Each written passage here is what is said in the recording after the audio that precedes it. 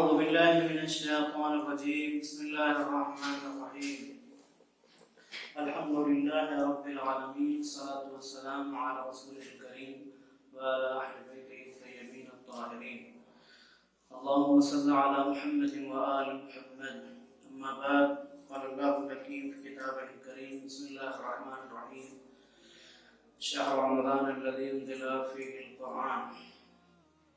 عزیزان محترم، کل کی گفتگو میں نے عرض کیا تھا کہ ہر شے کی ایک بہار ہوا کرتی ہے اور ماہ مبارک رمضان کی بہار کا نام قرآن ہے۔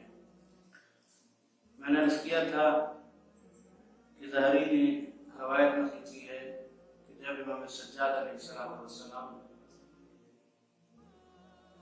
قرأت کیا کرتے تھے تو جب مالک یوم الدین پہ پہنچتے تھے تو اتنی کثرت سے مالک یوم الدین کہا کرتے تھے اور حالت یہ ہو جاتی تھی کہ جیسے لگتا تھا کہ اب روح قفس عنصری سے پرواز کر جائے گی، اب بدن سے روح نکل جائے گی۔ یقیناً یہ کتاب بہت ہی عظیم کتاب ہے کہ جس کو خداوند عالم نے ماہ مبارک رمضان میں نازل کی۔ اس کی فضیلتوں کو اگر دیکھا جائے تو اس کی فضیلتیں بہت زیادہ ہیں، مگر ہر انسان اس کی فضیلتوں کو درک نہیں کر سکتا ہے۔ یہ وہ عظیم کتاب ہے کہ جس کو سمجھنا ہر ایک کے بس کی بات نہیں ہے۔ یہ اتنی عظیم کتاب ہے کہ جس کو ہر کس و ناکس سمجھ نہیں سکتا، اور شاید یہی وجہ ہے کہ آج انسان اپنی سمجھ کے اعتبار سے قرآن کو سمجھتا ہے، قرآن کے اصولوں کو اپنی سمجھ کے اعتبار سے مانتا ہے، جبکہ قرآن کے اصول اگر کوئی بتا سکتا ہے تو صرف و صرف وہ ہیں کہ جن کو قرآن کا علم دیا گیا ہے۔ اس کی فضیلتوں کو اگر انسان گننے بیٹھ جائے تو یقیناً عمریں گزر جائیں گی، لیکن قرآن کی فضیلت کو درک نہیں کر سکتا۔ یہ وہ کتاب ہے، اس کی فضیلتوں کو اگر دیکھا جائے تو یہ کتاب وہ ہے کہ جو سیدھے راستے کی ہدایت کیا کرتی ہے۔ یہ وہ کتاب ہے کہ جس میں باطل کا کوئی گزر نہیں ہے۔ یہ وہ کتاب ہے جو خدائے حکیم کی طرف سے نازل ہوئی ہے۔ یہ وہ کتاب ہے کہ جس کے سمجھنے والوں کے لیے بہترین نشانی ہے اور واضح ترین ہدایت ہے۔ یہ وہ کتاب ہے جو حق و باطل کو جدا کر دیتی ہے، مومنین اور مسلمین اور متقین کے لیے رحمت و بشارت ہے یہ کتاب۔ یہ وہ کتاب ہے جو درد مندوں کے لیے دوا ہے۔ یہ وہ کتاب ہے جو بیماروں کے لیے شفا ہے۔ یہ وہ کتاب ہے جو نور ہے ان کے لیے جو راستہ تلاش کر رہے ہیں، جو راستہ گم کر دیتے ہیں ان کے لیے نور ہے یہ کتاب، انہیں راستہ دکھایا کرتی ہے۔ یہ وہ کتاب ہے کہ جو انسان کی پالیدگی کو دور کر دیتی ہے، اس کی خباثت و نجاست کو دور کر دیا کرتی ہے۔ یہ وہ کتاب ہے جو بیدار کر دیتی ہے لوگوں کو اور بیدار ہو جانے والوں کے لیے تذکر ہے۔ یہ وہ کتاب ہے جو نصیحت حاصل کرنے والوں کے لیے مکمل نصیحت ہے۔ یہ وہ کتاب ہے، اس نے مثالوں کے ذریعے حقائق بیان کیے ہیں اپنے۔ یہ وہ کتاب ہے کہ جس نے ایسی ایسی حقیقتیں بیان کر دیں تاکہ انسان بیدار ہو جائے۔ یہ صرف انسانوں کے لیے نہیں ہے بلکہ جناتوں کے لیے بھی مشعل راہ ہے یہ کتاب۔ یہ ہدایت ہے، یہ وہ کتاب ہے کہ جس کو اللہ نے اپنے پیغمبر کے سینے پر نازل کیا تھا۔ یہ وہ کتاب ہے کہ جو صرف انسانوں نہیں جناتوں کو، کائنات کی ہر شے کے اوپر چیلنج ہے یہ کتاب، اور آج تک دنیا اس کے جواب سے عاجز ہے۔ یہ اتنا بڑا چیلنج ہے عالم انسانیت کے لیے کہ آج تک دنیا اس کا جواب نہ لا سکی۔ یہ وہ کتاب ہے کہ جس کی خدا حفاظت کیا کرتا ہے۔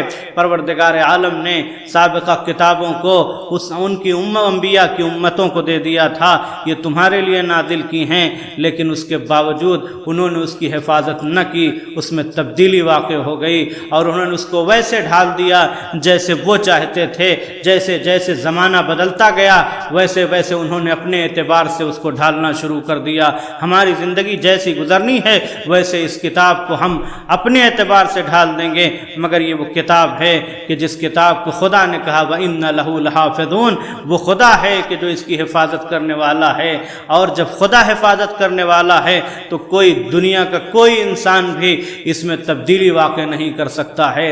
یہ وہ کتاب جب ہارون کے دربار میں ایک شخص آیا جو یہودی تھا، اور آنے کے بعد اور وہ بہت ہی خوبصورت جوان تھا اور پڑھا لکھا بھی تھا، تو ہارون نے یا مامون نے اس کو اسلام کی دعوت دی، کہا تم اسلام قبول کر لو۔ اس نے کہا نہیں، ہمارے باپ دادا جس دین کے ماننے والے تھے ہم اسی دین کے پیروکار رہیں گے، ہم تمہارے دین کو قبول نہیں کریں گے۔ ہارون نے کہا کوئی بات نہیں، وہ واپس چلا گیا۔ جب دوسرے سال پھر آیا تو ابھی اس کے اندر ایک تبدیلی پائی جاتی تھی۔ وہ تبدیلی یہ تھی کہ جب پچھلے سال آیا تھا تو یہودی تھا مگر اس سال مسلمان ہے۔ آپ اس کا چہرہ مسلمانوں جیسا ہے، اس کی حالت مسلمانوں جیسی ہے، وہ اس کا کردار اور رفتار و گفتار سب اسلامی ہے۔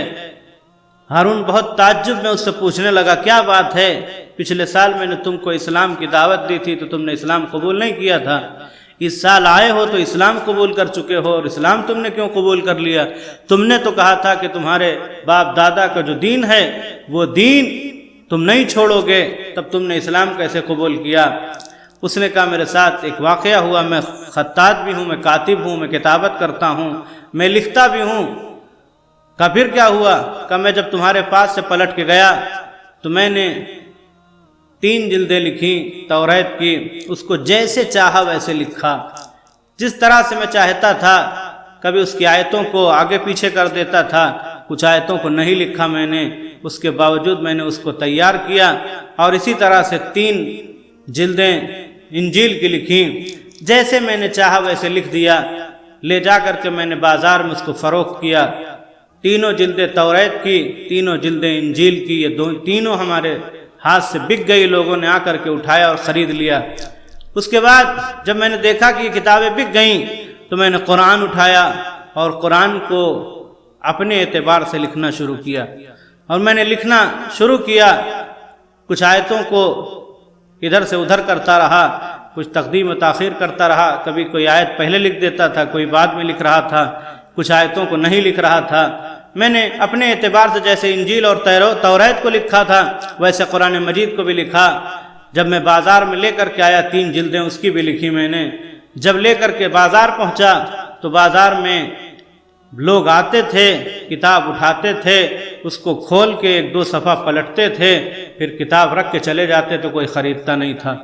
میں نے پوچھا کیوں نہیں؟ کہا کچھ کمی لگتی ہے، کچھ زیادتی لگتی ہے، کچھ ادھر کا ادھر لگتا ہے۔ میں نے کہا میں نے 3 جلدیں دونوں کتابوں کی لکھیں، لوگ آتے رہے، آ کے خریدتے رہے، خرید کے چلے گئے، لیکن یہ قرآن ہے کہ جس کو اٹھان کے کھولنے پہ ہی پتہ چل جاتا ہے کہ اس میں کمی واقع کی گئی ہے یا اس میں تبدیلی واقع کی گئی ہے۔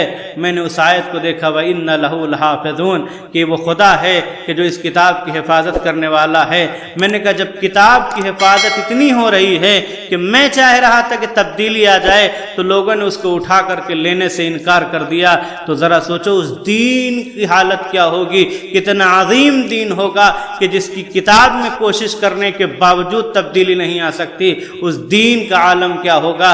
میں نے فوراً کلمہ شہادتین جاری کر دیا۔ یہ وہ کتاب ہے، یقیناً ایسی کتاب ہے کہ جب اس کتاب کو دیکھا جائے تو اپنی تعریف یہ کتاب خود کیا کرتی ہے۔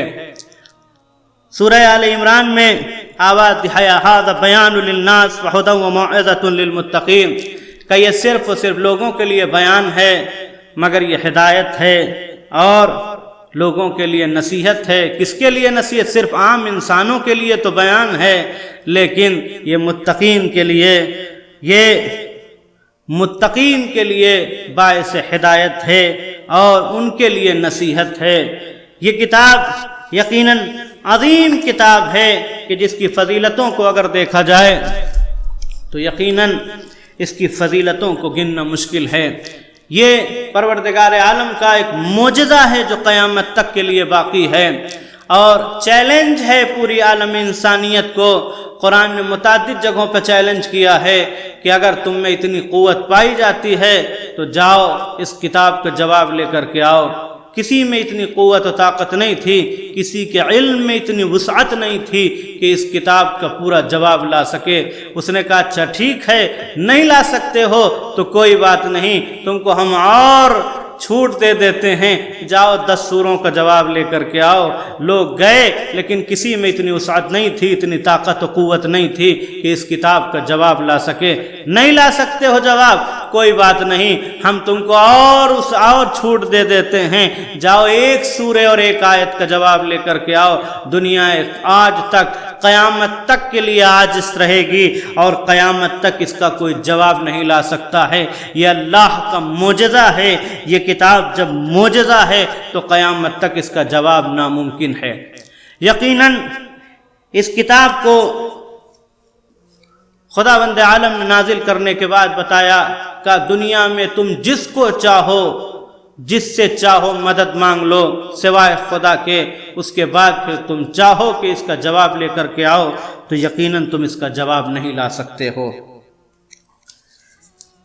قرآن معجزہ ہے، اس کی متعدد دلیلیں ہیں۔ سورہ یونس میں ارشاد ہو رہا ہے ان سے کہہ دو اگر خدا چاہتا تو میں تم پر ان آیات کی تلاوت نہ کرتا اور خدا تمہیں اس سے آگاہ بھی نہ کرتا، جبکہ مدت سے میں تمہارے درمیان ہوں اور آخر تم عقل سے کام کیوں نہیں لیتے ہو۔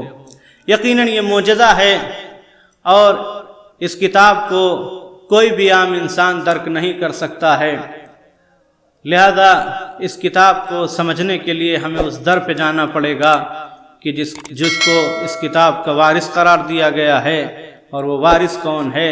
پیغمبر نے ارشاد فرمایا کہ وارث ہم تمہارے درمیان میں 2 گراں قدر چیزیں چھوڑے جا رہے ہیں، ایک اللہ کی کتاب ہے، دوسری ہماری اطاعت ہے۔ اگر دونوں سے متمسک رہے تو یقیناً روز حشر کوثر کے پاس ہم سے ملاقات کرو گے۔ لہذا انسان کو چاہیے کہ انسان پہلے ان کی طرف متمسک ہو جو وارث کتاب ہیں۔ انشاءاللہ کل اس کے آگے درس بیان کیا جائے گا، چونکہ وقت بھی تمام ہو رہا ہے۔ وآخر دعوانا الحمدللہ رب العالمین۔